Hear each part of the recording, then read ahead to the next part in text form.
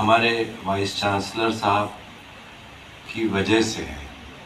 तो एक बार आप इनको इस बात के लिए धन्यवाद दीजिए कि उन्होंने मुझे यहाँ आने के लिए कहा।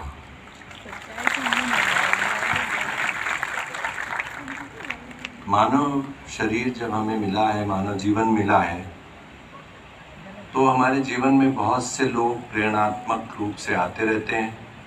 समय समय पर अपनी बात, अपने व्यवहार से हमें प्रभावित करते रहते हैं।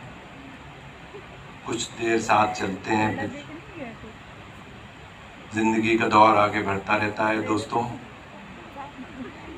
मंच पर जो भी सम्मानित व्यक्तित्व बैठे हैं, उन सभी को मैं नमस्कार करता हूँ, प्रणाम करता हूँ। वंदना जी के बारे में सेवा की बातों को सुन के मुझे बहुत अच्छा लगा, और आने वाले 2.5 साल 1+1 नहीं होंगे, मतलब वीसी साहब और आप 1+1 नहीं होंगे, अनगिनत लोग आपके साथ चलेंगे, मुझे ऐसा आभास हो रहा है। क्योंकि इस यात्रा में लगभग 3 लाख से ज़्यादा मरीजों को निःशुल्क देखा, बहुत से उन लोगों की आँखों को देखा जहाँ पर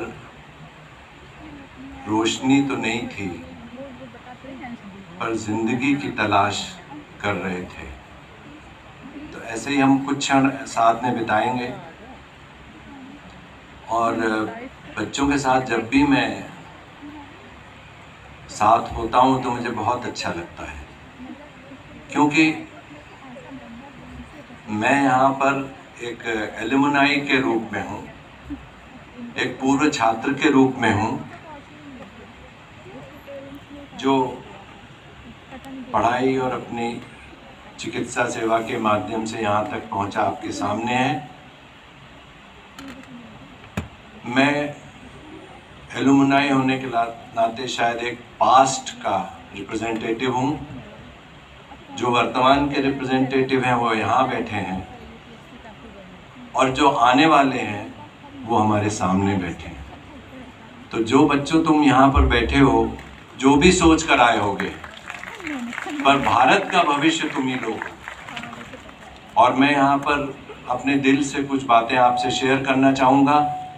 कुछ आपको जो मेरे जीवन के अनुभव में कुछ पॉइंट्स मुझे कुछ ऐसे मिले जो शायद आपके काम आए, तो उन पॉइंट्स को आपसे डिस्कस करूँगा। समय कम है, पर कभी कभी T20 भी खेला जाता है और कभी कभी 5 डे मैच भी खेला जाता है।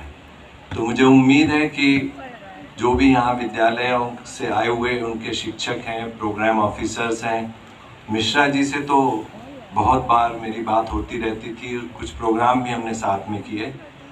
तो इन्हीं शब्दों के साथ मैं अपनी छोटी सी एक वार्ता प्रारंभ करता हूँ। आपने एनएसएस को ज्वाइन किया,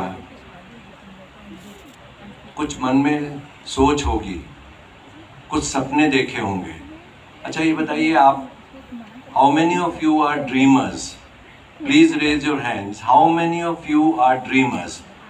संकोच करने की बात नहीं है, वो लोग अपने हाथ उठाएं जो जिंदगी में आगे बढ़ने के लिए सपने देखते हैं और उन सपनों को फॉलो करते हैं। ऊपर वाले भी कितने लोग हैं सर? इतने युवा सपने आपके सामने बैठे हैं, और आप इन सब सपनों को आपको साकार करने का एक बहुत बड़ा माध्यम मिल गया है।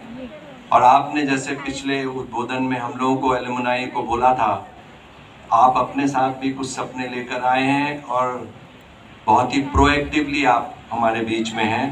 पूरे कानपुर में इस बात की चर्चा है कि कौन से वाइस चांसलर साहब आए हैं। तो मुझे बहुत अच्छा लग रहा है बच्चों, और आप सब अपने सपनों को ज़रूर पूरा करेंगे, पर कुछ बातों का ज़रूर ध्यान रखेंगे। जैसे इसमें मैंने आपको ये बताया है कि आपने एनएसएस ज्वाइन किया, तो इसमें सबसे महत्वपूर्ण बात यह है कि एक टीम स्पिरिट डेवलप होगी।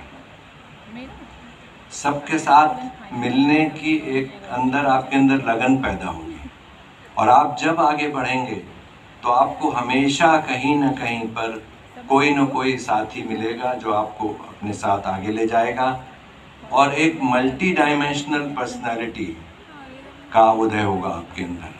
आज के समाज में जब इतनी प्रतिस्पर्धा है, इतना कंपटीशन है, तो आप लोगों को पढ़ाई के अलावा बहुत कुछ करना चाहिए, क्योंकि जब आप एक चारों तरफ से अपनी नॉलेज जहाँ से मिले वहाँ से सीखेंगे, और हमेशा अगर आप चैतन्य रहेंगे तो आपको रास्ता चलते हुए लोग भी बहुत सारी बातें सिखाएंगे।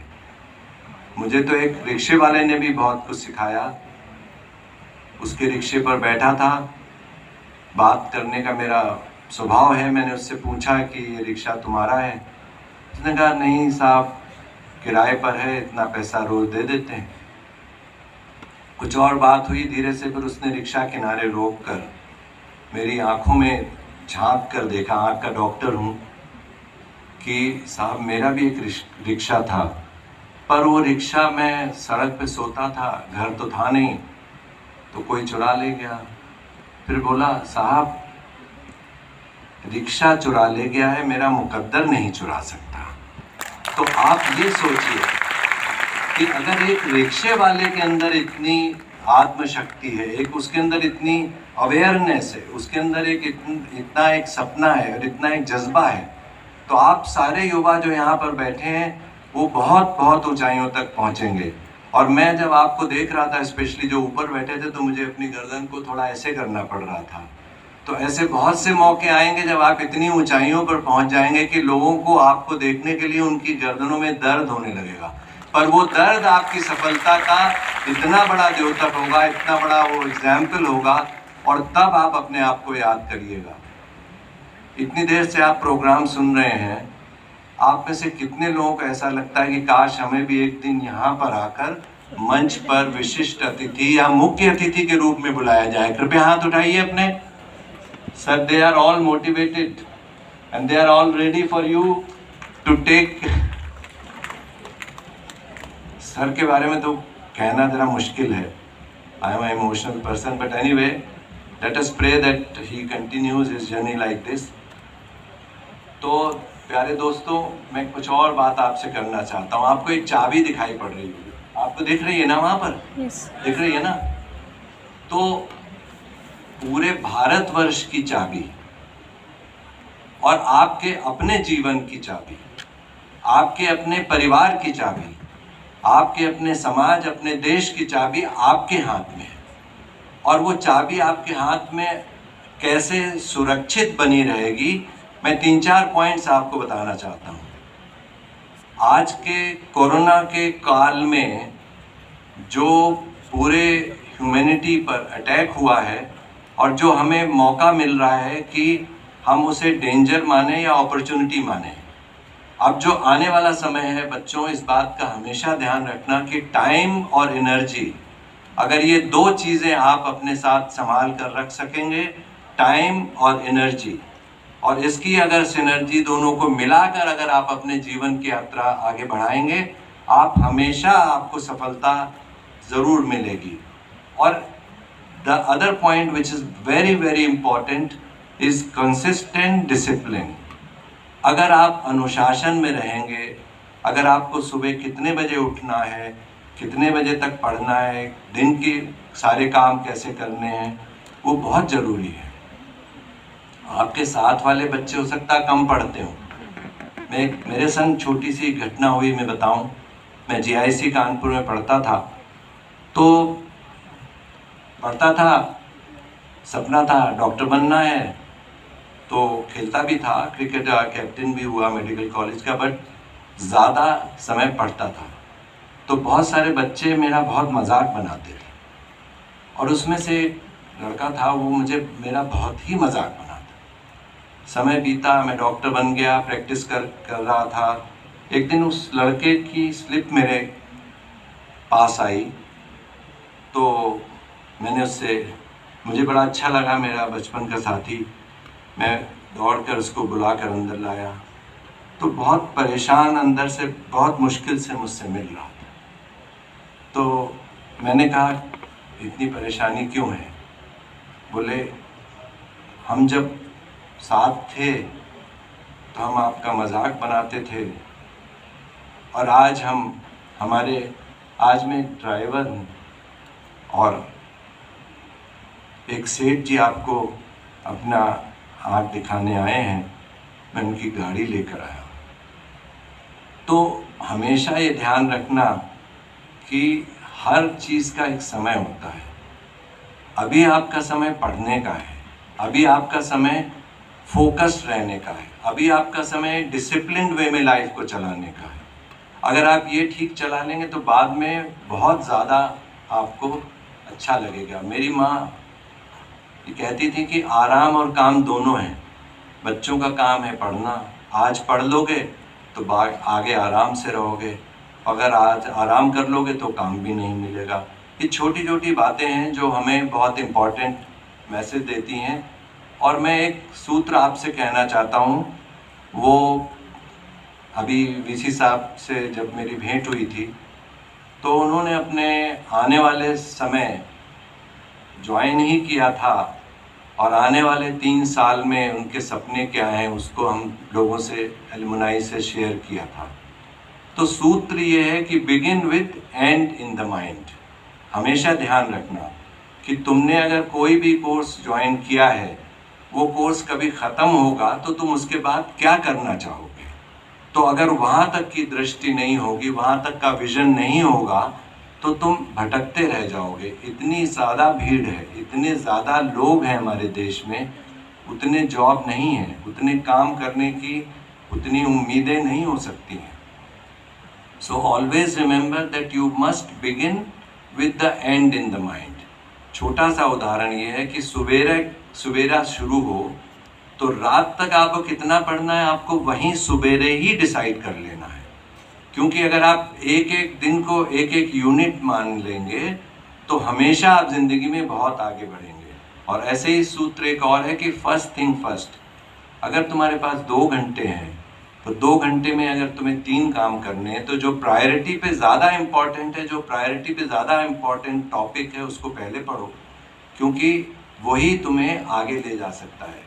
तो मैं सोच रहा था कि मैं तुम लोगों से किस तरह की बात करूंगा। यूजुअली तो मैं आपके बीच में जाकर आपसे बात करता हूं, आप लोगों से क्वेश्चंस पूछता हूं और आप लोगों को माइक पर भी बुलाता हूं, पर आज उसका समय नहीं है।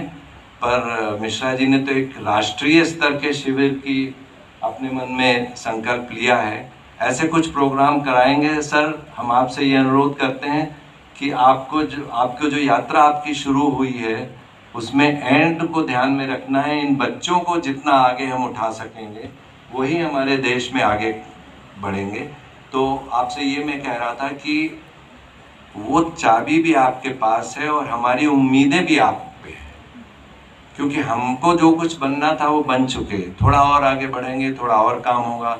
तो ये मैं आपसे छोटी छोटी बातें शेयर करना चाहता हूँ।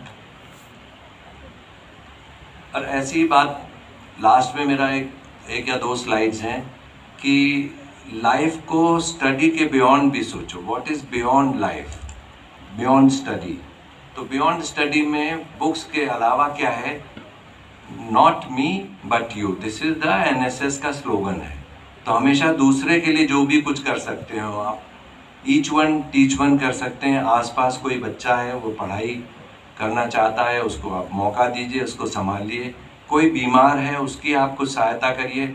आपको आपके अपने अपने शहरों में ऐसे डॉक्टर्स मिल जाएंगे जो बहुत ज़्यादा आपकी इस काम में मदद करेंगे।